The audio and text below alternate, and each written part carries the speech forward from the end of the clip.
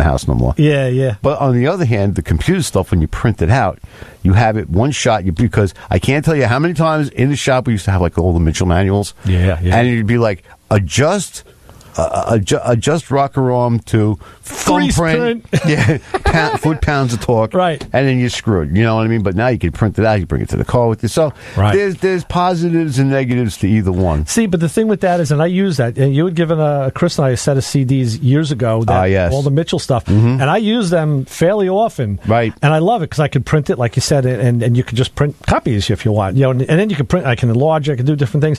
But there was something about having the manual, like you said, going back and forth that, online you don't get that back and forth. So no, there are advantages to both ways. I'll tell you what we're going to do. We'll take our last break. This one is great because it's going to summarize everything we're doing. Beer drinkers and hellraisers, these are the guys that we hung out with and still do in many cases, Joe. And we'll be back. Me, that's they shouldn't talk to the guys about the monastery like that. The monastery, yeah.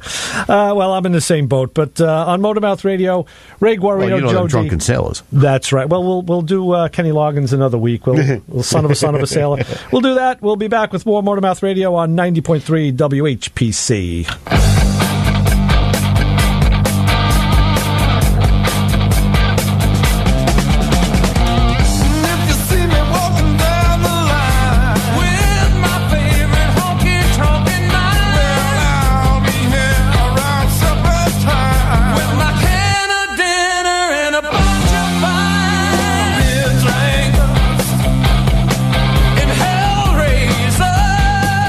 See, this is hi-fi, okay? High fidelity. You know what that means? That means this is the highest quality fidelity. Hi-fi. Those are two very important things to have in the stereo system. Join me, Kim Tracy, on High Fidelity for a mix of music with a focus on newer music and lesser-known artists every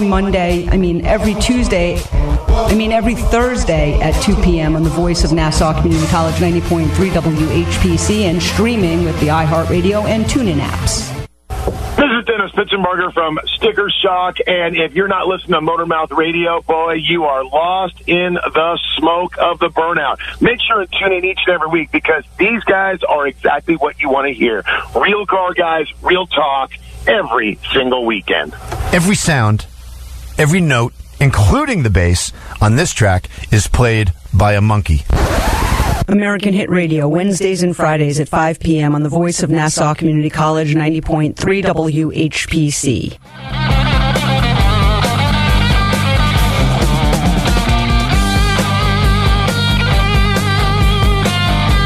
Hey, you're slapping that fretboard pretty good over there, Joe. It sounds nice. I love it. Sweet. That's it. Old ZZ Top. That's my wheelhouse, man. It was the best. It really is. It still is the best. They three guys from Texas, same three chords. How many years? 40 years? Yeah. God bless them. They were the moving sidewalks in their early iteration. Yeah, they would. They still come up on the stereo in the toolbox. Quite often. You know what I mean? Because it's just something about just that moving and grooving, especially.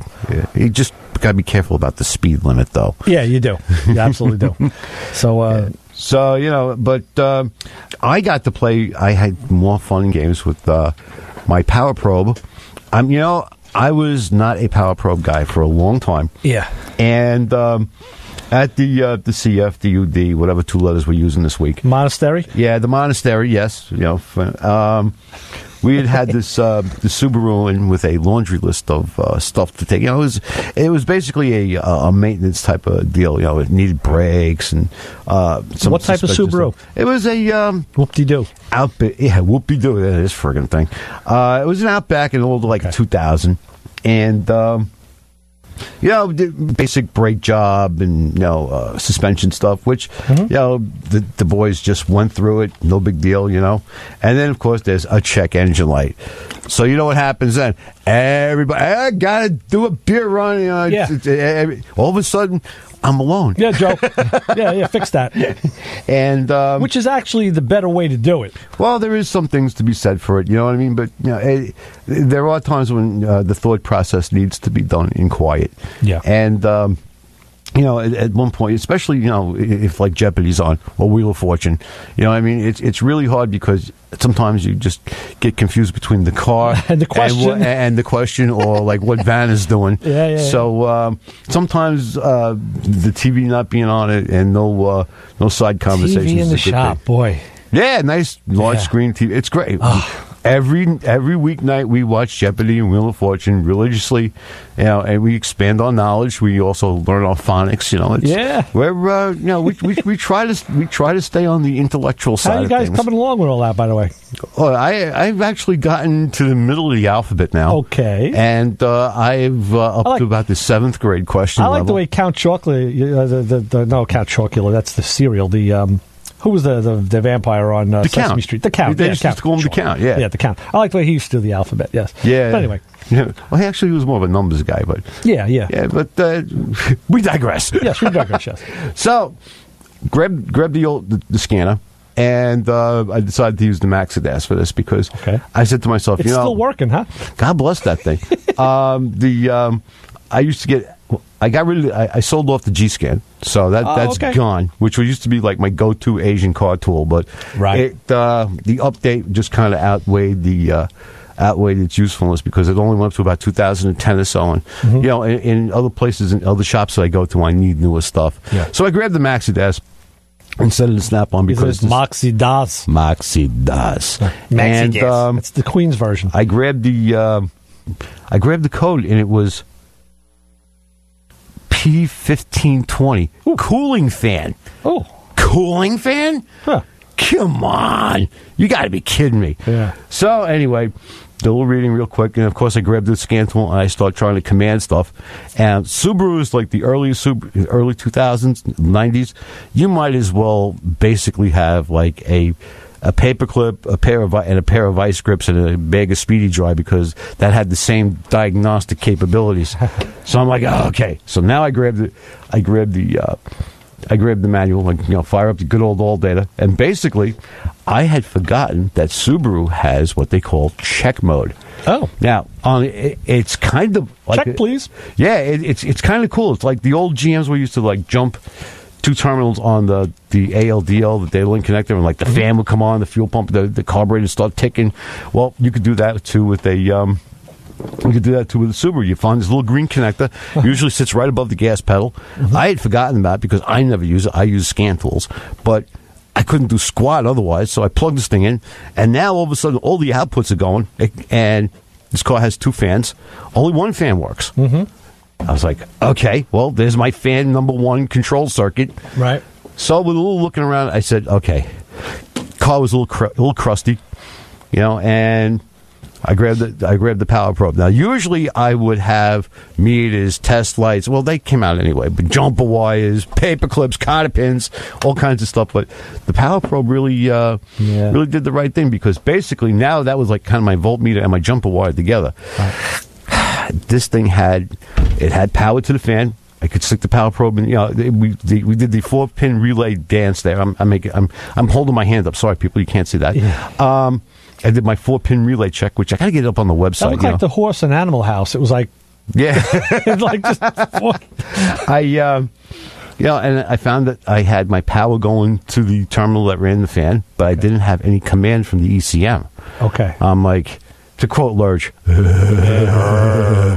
So at that point, out comes the wiring diagram, find the computer location, and then I would just turn the key on and you would start applying ground with the power probe. I found the routing of the wire through the diagrams, and I would just keep grounding the wire on my way through, which is what it does on the relay. And I could turn the fan on by myself, but not the computer. Okay. Finally, now on those cars too, the computer is underneath the carpet. Oh, great. Under this steel plate. Good place. All right, you know, like where you put your toes in. I saw water stains when I got under that because like this thing is literally under the carpet. Yes. So they swept it under the rug, pulled that up. Hondas did that too. Yeah, Nissan. I think there was a couple. There's a few cars. I'm like, what kind of suicidal crap is this? Well, anyway, got it up, found the pin, stuck. At this point, I stuck a probe in there, a good old T-pin. And found that, and I said, okay, let us apply ground with the power probe. No, it came on. I was like, okay, Y is good, relay is good, power is good, fan's good, all this stuff, one shot. I mean, basically, I was in the car for about, excluding all the distractions. They came back about 40. Oh yeah, about 45 minutes. Oh, in the meantime, too, I also soldered in a crimp terminal a headlight into a Equinox. Okay, that's another story. But sure enough, what I did was I just left the voltmeter on the power probe, just let it hanging out there, let the car get up to its operating temperature, had the scanner there, which was supposed to come on at 95 degrees centigrade, which it never did, even though it tried to. In other words, it tried to ground the relay, and it didn't. And I was like, okay. But meanwhile, I can manually ground it. Next, we start looking for now we're going to look for an ECM for this poor thing. Unfortunately, basically it was an hour's labor, a little bit more. Let's see if we can take a real quick call here. That's a great story. We'll go to the phones and say, hi, you're on the Motor Mouths. Hi, this is John from Freeport. How are you? Yeah, hey. John, what's up? I have a 2005 Volvo, and the automatic window on the left side, it hits the top and it comes right back down. And that sort of seemed to cure itself after a little while, or at least you'd learn to deal with it. But now it's happening on the right passenger side window also. And what is it when it rolls? I tell it to roll up, it rolls up automatically, hits the top, and just comes right back down again. Have you had the battery disconnected lately? Battery trouble? But yeah, battery go dead, battery changed, battery disconnected because of some other work? I think I still have the same presets and so forth. I had a problem with the car stereo. It's blank now. I don't see any display. But like the battery blanked out? Well, yeah. The reason why is a lot of cars these days that's like the anti-pinch feature. Okay, which I'm not hearing you too well. I'm sorry. I'm sorry. Is that better? Yeah, a little better. Okay, good. I have they have what they call an anti-pinch feature, which in other words, like if you decide to stick your fingers in there, you want to do a little creative, mani-pedi or something, or that the window doesn't grab you. When it encounters resistance, like somebody sticking their hand in there or whatever, it pulls back. Now, because that's a learned procedure. In other words, it goes by. There's a couple different methods that they use: current draw, speed calculation, whatever the case may be. They don't use a limit switch. They don't use a limit switch. Not in the usual sense. No, it actually senses the draw, the current, or like Honda and Toyota, they use like a speed counter. Anyway, what about as the motor ages and the current draw can change? Or pretty much, I haven't seen that. We got to wrap this in about a minute anyway. Okay, so we'll long story short is that many times there's a relearn procedure, which has to be done. What model Volvo was that? I'm not too good with it's about a 2003, 2004. It's a regular 4-door. I was going to try to look up the procedure because it's going to be model specific, but a lot of times what you do is like the tried and true method for most cars is you roll the window down. All right, you count to 3 while holding the switch, then bring the window up, not the automatic. Just hold the switch to the up position, hold it up there for the count to 3, and let it go. And that usually relearns them unless there's something else goofy going on. John, you know what you do, John? Send us an email, motormouthradio@ncc.edu. And I'll see if there's a procedure for you. Include the specifics like the year, make, and model, and then we'll try and diagnose it that way for you, and then we'll cover it back again next week. Yeah, but try that relearn thing with the hold the switch, count to 3, see what happens. I'm afraid it's going to bounce back when I get to the top, but I will definitely try it. If you hold your hand there, it won't do it, so that you give it a shot. All right, have a good one. Thanks a lot. Okay, John, thanks. Bye. It's always tough at the end of the show to diagnose something that's yeah, we always get the cool questions at the end of the show. I know, right? I know. What, are you all procrastinating down there? Come on. Well, we don't have a guest scheduled for next week, so we'll see. We're going to play to ourselves again, and you never know what falls out. And we will be back, though. Ray Guarino, Joe D, Motormouth Radio. On WHPC. Yes, we'll see you next week. Bye.